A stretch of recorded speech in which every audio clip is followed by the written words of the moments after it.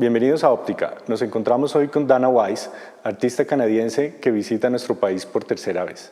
Dana es una de las artistas canadienses más interesantes y más divertidas, y su trabajo lo realiza a través de una compañía que se llama Jesus Had a Sister, que fue fundada por su abuelo en 1786.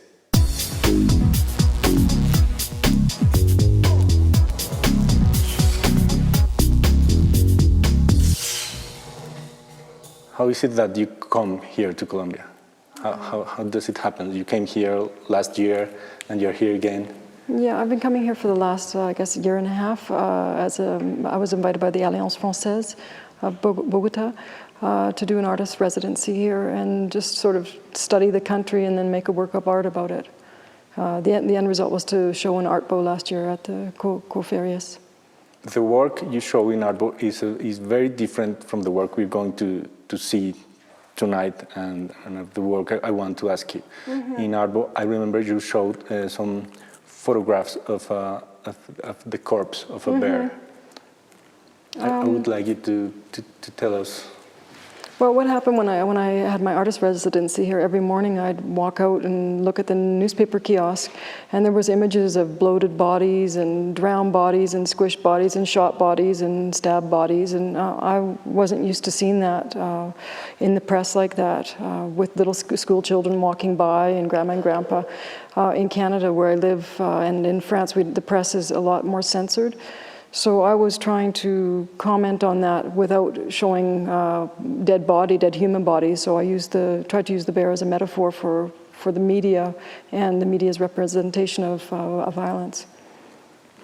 I would like to ask you some things about your life, because I find very interesting that you started as a writer, mm-hmm. and then you became an artist. I would like you to tell us not only how was that change, but what were you doing as a writer? Mm-hmm. At the time, this was like about 15 years ago, I was working on a book in Ireland and was working really well on a book in Ireland. I had a publisher interested and I was producing. And then just one day I woke up and one of the chapters of the book was sort of bigger than print. It just kept sort of coming up out of the book, and I was pushing it down and it'd be like coming up. And so I thought, okay, I'm going to draw this book. This chapter will be drawn, and then I'll go back to writing. And I never had time again to write. So it's sort of, I find that my relationship with writing and with art is sort of like this all the time. Sometimes there's words.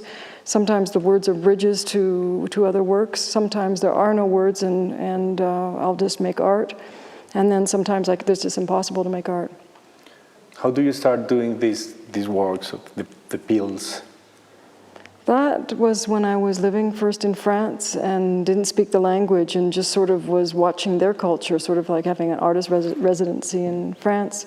There's a pharmacy on every corner rather than a bar or a cafe. And I just started thinking about how much medicine those people take in that country. And also just sort of thinking how I could maybe make my life better if I could speak French instantly, if I could have friends instantly, if I could, I don't know, be more French instantly. And so I started making instant pills for the kind of cures that I needed in my life. For me, it's a unique opportunity because you are the creator of these pieces. Here is Are You Gay? Is it a tester? Yes. Mm-hmm. Urine test for men. And Stay in Love Forever. This is a very special one because it needs a needle. Oh, yes, it's an inoculation. A daily inoculation. Here is Understand Contemporary Art Instantly. It's just one pill. Yes. And Be Black Immediately is a red pill. Yes. We were talking yesterday, and you told me two things I remember now. One is that every pill responds to a situation you feel or a question you made to yourself. Mm-hmm. And the other one is that you have today to be ahead of what is coming in the market, in the pharmaceutical market, in life. I think there's different types of making art. There's just really a natural way of making art. My kind of way of making art is sort of more science fiction, where I spend, rather than painting or drawing as exercises, I read the newspaper or watch TV or read books and or speak with scientists or speak with philosophers and then make the art after.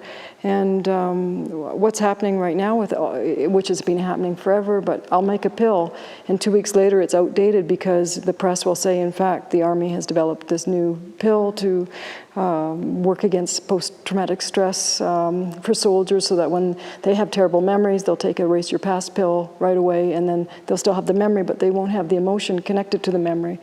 Aggression pills for soldiers, that's like already been done so many times.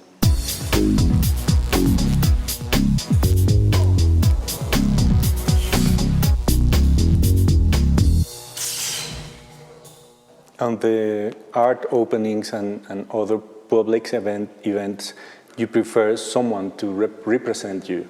Yeah, I often do. I think my feeling in the last the last 5 years is sort of, with the internet, they've been making these websites where artists are graphed like the stock market. And so one day you'll be worth this much and this is like this. And art has always been a commodity, but I find it really a commodity now. So I said to myself, sell it. Sell it, who can do it? Not you. You're not as pretty as maybe a car saleswoman or someone who's trained to sell. So I have hired a very beautiful a girl from America who speaks French, who's educated and smart, and a stripper. So she has a really natural ease with her body and her public, and she'll just sell anything.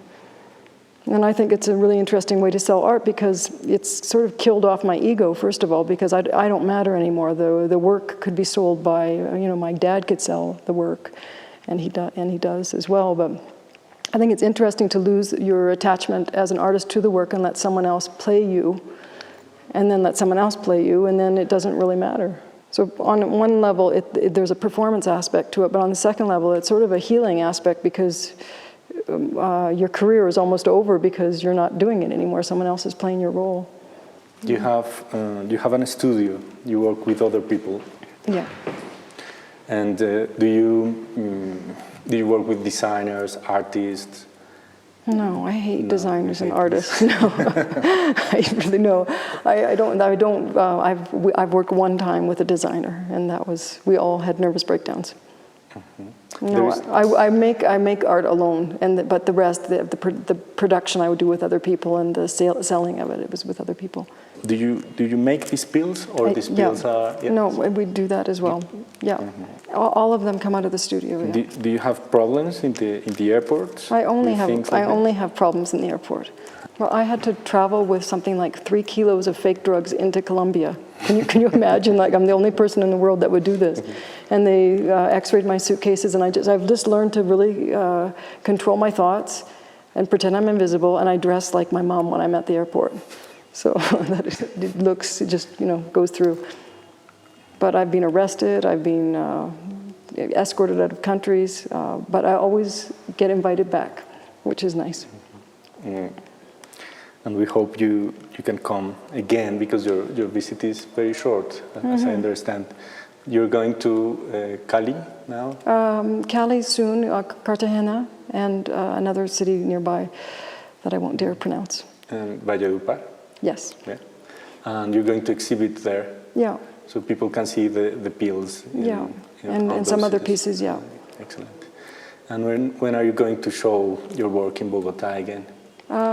Very soon. Very soon. Yes, and more work. Has the idea of Colombia changed during the last year? It has changed during the last 3 months. Yeah, it's even like my ideas about Colombia have changed, and also the press. I've noticed the things that I was looking at they're not the same anymore. They're gentler. Today there was a body bag on one of them. They were carrying someone out. But in general, it's a lot more normal, the covers of the magazines or the press. And it's getting more cleaned up and more modern, and that's in 3 months. Or 6 months. Actually, I'm lying, that's 6 months. But it's an amazing change. I would like to thank you again for staying with us. And for thank visiting you us, very much. and for your time, and for being so generous with your work. That's very kind, thank you.